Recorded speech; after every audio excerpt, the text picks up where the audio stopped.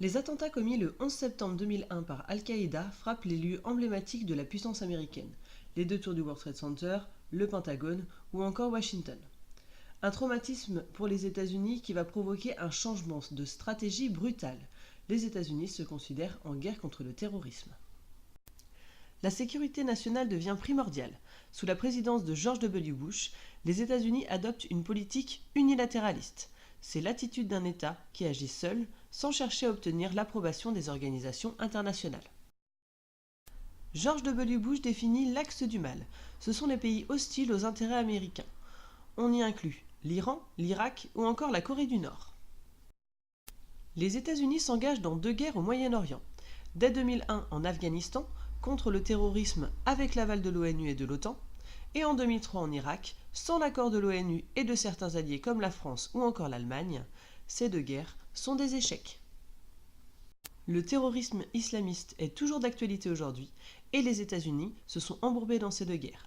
De plus, les mauvais traitements infligés aux prisonniers en Irak et dans les camps de Guantanamo a alimenté un sentiment anti-américain. À partir de l'élection de Barack Obama, il y a un changement stratégique. Il affirme son multilatéralisme. C'est l'attitude d'un État qui privilégie la coopération internationale à l'action unilatérale. Il retire ses troupes d'Irak et d'Afghanistan. Il appelle également les alliés à partager le fardeau de leur sécurité et il accorde plus d'importance à l'ONU. Obama veut restaurer l'image des États-Unis. Une concurrence économique et commerciale de puissances émergentes comme la Chine ou encore le Brésil pose des difficultés aux États-Unis. Ces nouvelles puissances peuvent contester le monopole diplomatique et militaire des Américains. De plus, les États-Unis sont touchés par une crise économique. En juillet 2007, c'est la crise des subprimes. En août 2008, c'est la crise économique et financière qui est mondiale. En 2013, le déficit des États-Unis est record, il atteint 16 000 milliards de dollars. Mais les États-Unis demeurent cependant un pays très attractif pour les migrants du monde. L'ONU en recensait en 2010 43 millions. La culture américaine reste omniprésente, comme au cinéma ou encore à la télévision. De plus, on a une suprématie du dollar et des firmes transnationales américaines.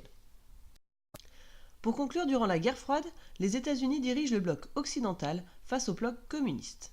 Grâce à leur puissance économique et culturelle, ils étendent leur influence.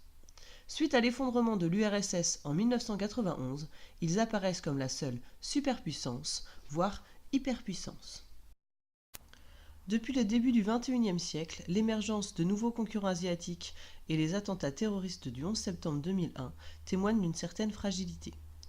Les États-Unis reviennent progressivement à une conception multilatérale des relations internationales. Created using Powtoon.